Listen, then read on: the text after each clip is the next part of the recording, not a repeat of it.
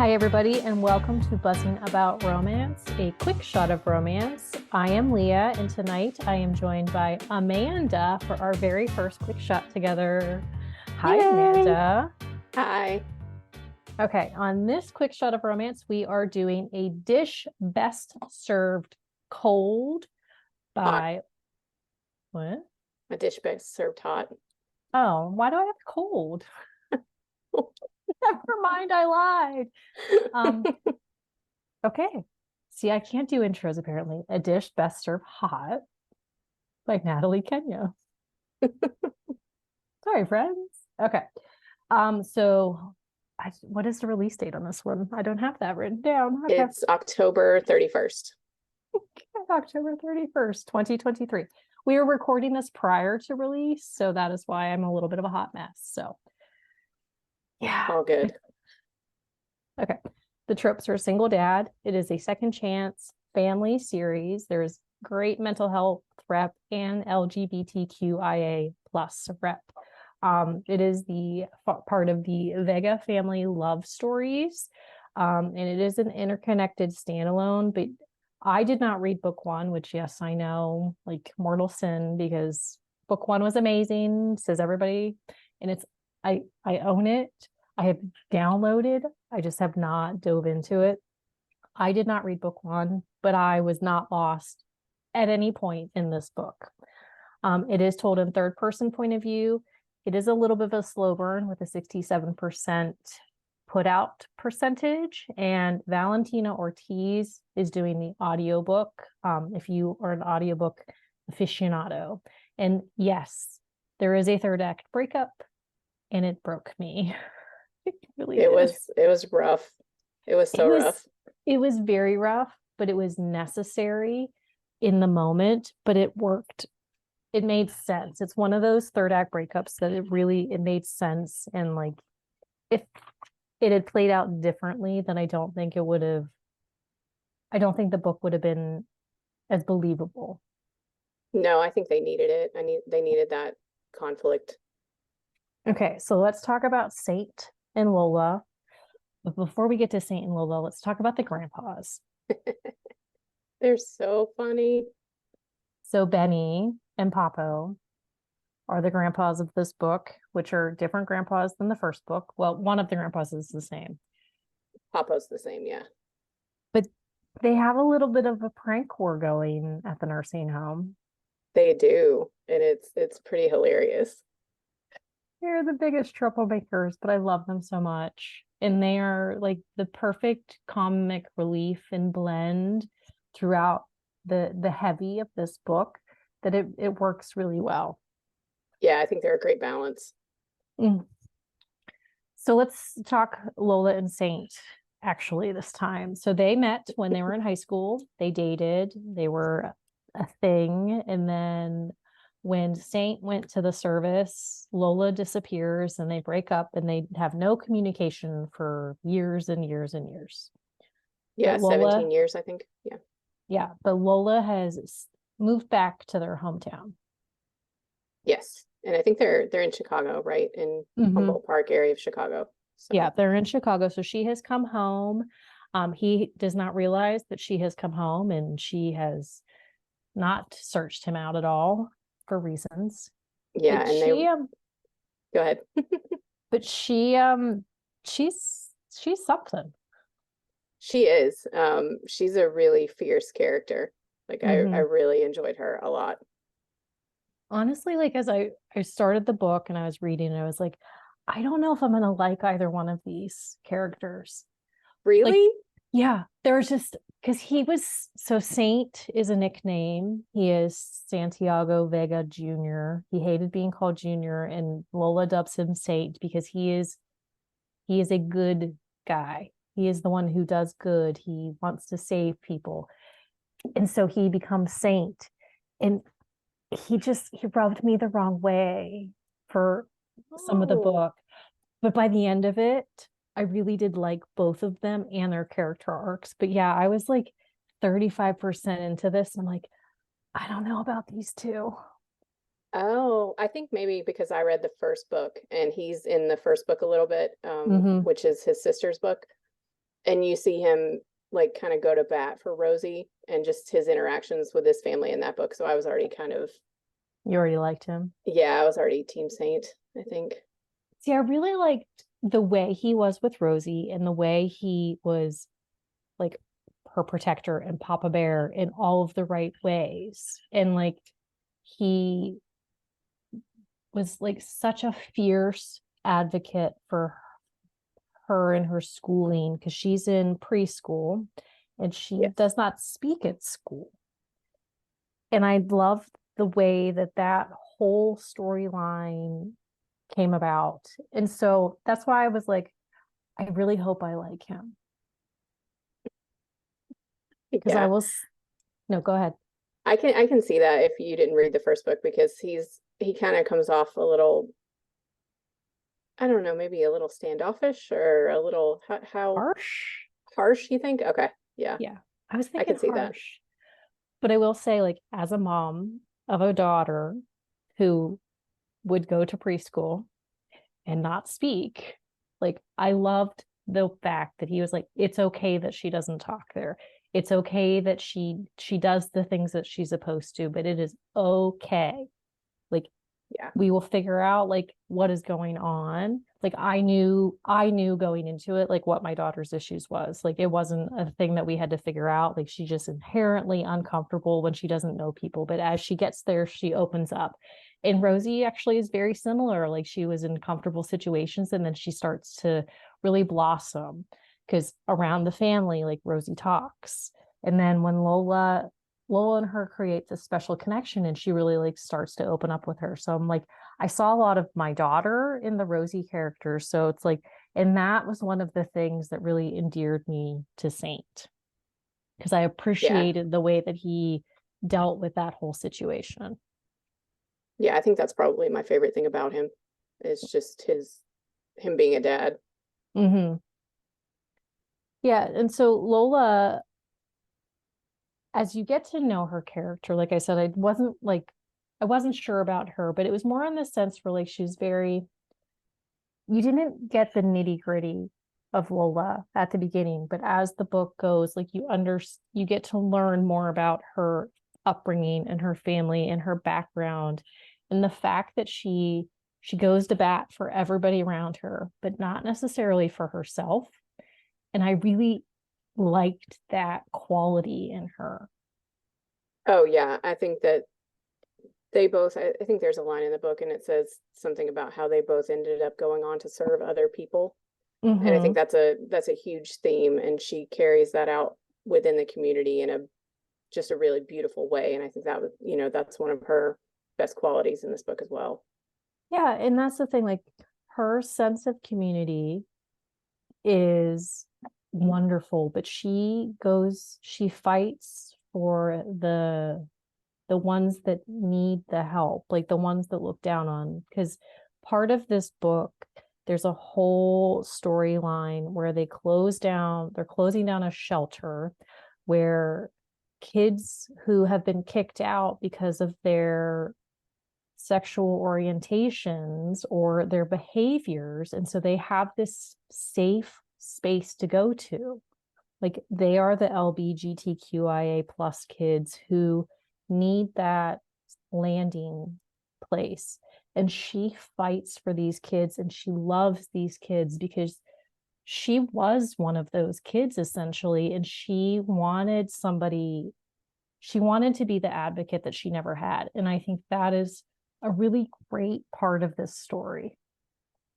Yeah, it really is. And I think, the center was also a place where she spent a lot of her time as a youth, and she wanted to kind of give back in a Mm-hmm. way that, that was brought that all together, kind of brought it all home, I guess.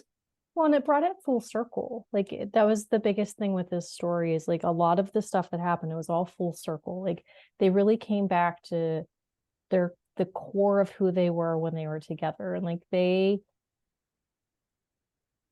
have instances where like they work through their past issues and how Lola felt like Saint was embarrassed of her and didn't appreciate who she was as a person back then and didn't want to sully his reputation.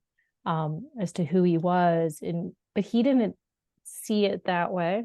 Like he saw it as a different perspective, which I thought was an interesting fight for them to have, because she had it in her mind, like, this is why he did these things. And it wasn't driven by that. But as she tells him all about this, he's like, maybe I did a little bit.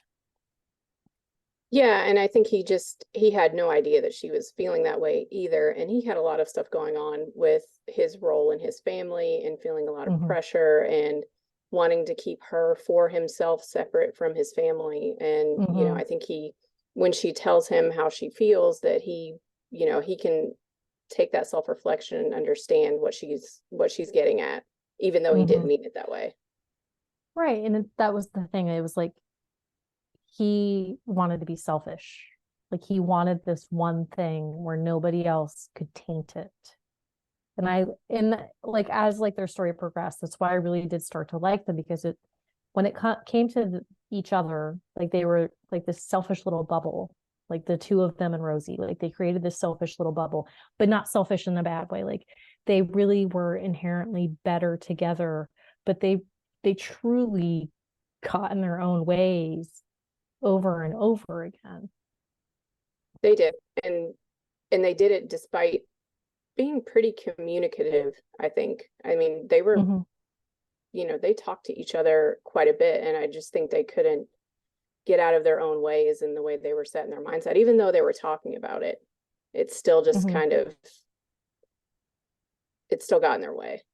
It did. And it takes this big blow up and this big event to happen where like the third act breakup, and like 87%, I'm sitting in my office, like at work. I had finished what I was like needed to do, and I had some downtime. So I'm like finishing the book, like tears were running down my face, because I'm like, oh my goodness, like I couldn't handle it. I was like, oh my goodness, like this is something else.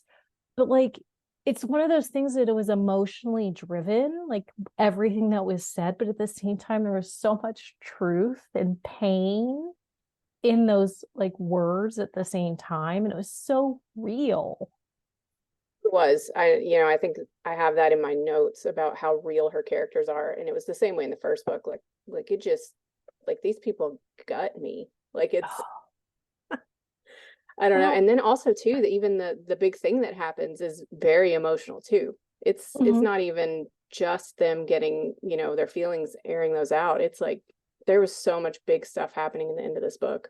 Well, and it all like came to like this big giant head, and it's like all of a sudden all these things are happening, and it affects like everybody around them. And it's not just the two of them, it is his brother and Rosie and like the grandparent or the grandpas, and like the grandpas, like they give them both some tough love at the end of the book. And the grandpas are like, bring the grovel. Like they are the like culmination and like the reason for the grovels. And I love that. Yeah, they're hammering down the truth in the end. Oh yeah. Well, and they put aside their prank war for a little bit. I'm sure it will continue, because I mean, with the way those two are like going at each other was just perfect. But I think like at the end, it's like they're not friends, but they're not enemies at the same time. Yeah, they've gotten together for a common purpose here at the end. Yeah, and like they begrudgingly like each other, that like they won't admit it, but they do. They really do. And I think that having that like dynamic, and the way that both of them see Saint and Lola in themselves, like, is a big thing. And like they throw some hard truths at them. Like Benny, who is Lola's grandfather, he is Benny, not abuelo or anything like that. Nope, he's just Benny.